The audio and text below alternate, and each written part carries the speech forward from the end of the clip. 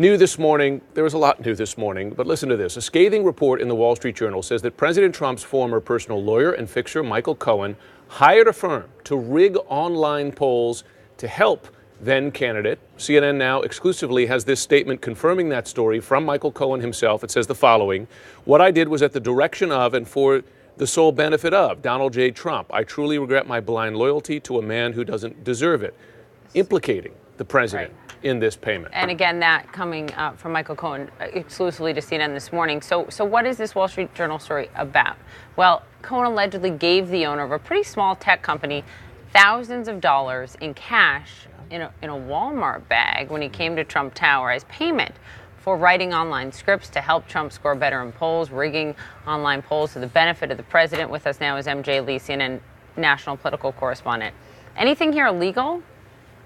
Yeah, just to add to the growing list of bizarre Michael Cohen headlines, let me just walk you through the Wall Street Journal story. It is reporting that in 2015, a man named John Gauger, he runs a tech company, as you said, Poppy, went to Trump Tower to collect $50,000 for work that he did for Michael Cohen to try to rig online polls for then candidate Donald Trump, who was running for president, so that he could have better poll numbers. Now, we don't know if that effort was successful, but this was the work that he says he performed for Michael Cohen on Donald Trump's behalf. Now, the story says that Michael Cohen handed over to John Gauger, this guy, a Walmart bag full of around $12,000 in cash.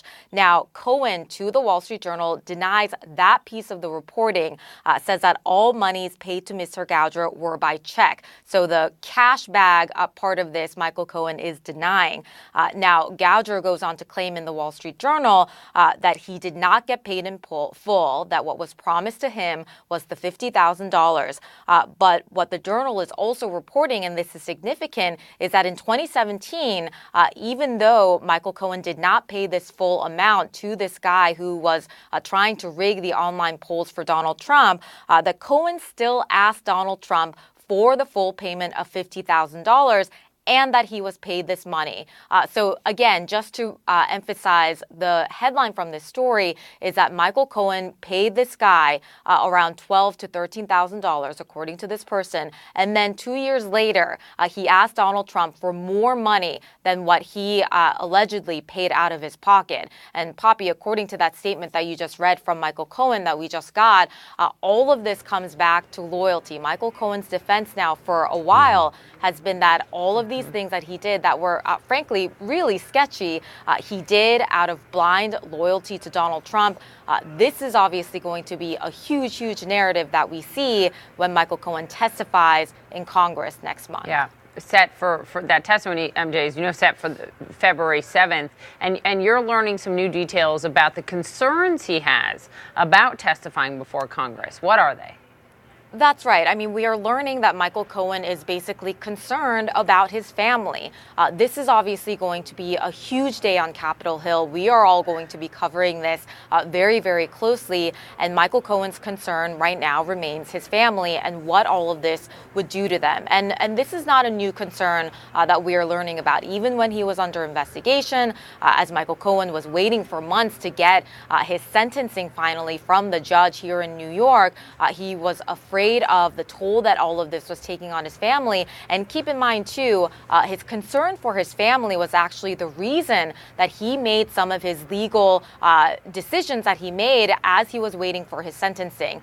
Even before he was able to get a full cooperation with prosecutors, he decided he's going to get the sentencing on the day that was originally determined, because his strategy was, I want to put this behind me as quickly as possible so that I can move on and so that my family can move on. MJ Lee, thanks very much. Paul Callan is back with us. Just the legal question here, right? I mean, did he admit to a crime here by confirming that, yes, I did this, but it was at the sole benefit of and direction of the president? He quite possibly did. There is a federal crime called wire fraud or mail fraud, where if you use federal mails or telephones or the internet to communicate over wires and to defraud somebody, that's a federal So crime. this would be, in essence, defrauding the American people. Yes. But by the president as well? I mean, if Cohen's saying the president directed him. Oh, yes, he does. So that would pull the president into it. But here's the problem with the theory actually being used by prosecutors. You'd probably wipe out half the Congress because everybody exaggerates what they're doing in the polls, or they discredit a poll. Pay someone off to I don't know. polls? Prosecutors will look at this and say, will every opponent of another candidate claim that he's using rigged polls? I think you could make a criminal case out of it, but I think it would be a tough one. The other problem here that I see with Michael Cohen is that obviously he only paid the guy that he hired to rig the poll $13,000 or $12,000, but he billed the president $50,000. So Trump's going to come in and say, I'm the victim of Michael Cohen. He defrauded me as well as maybe the public. And this, the Wall Street Journal says that, look, the Trump org didn't ask what the money was for. And Cohen did the $50,000 and Cohen. There's a lot more details we need on this Michael Cohen story to see how it plays out. Cohen's saying explicitly to CNN he did this at the direction of the president. Yes. Significant. Okay, it's been a tough day for Mr. Trump today. I'll tell you that. It's 9:23 in the morning. Right. Thanks very much, Paul.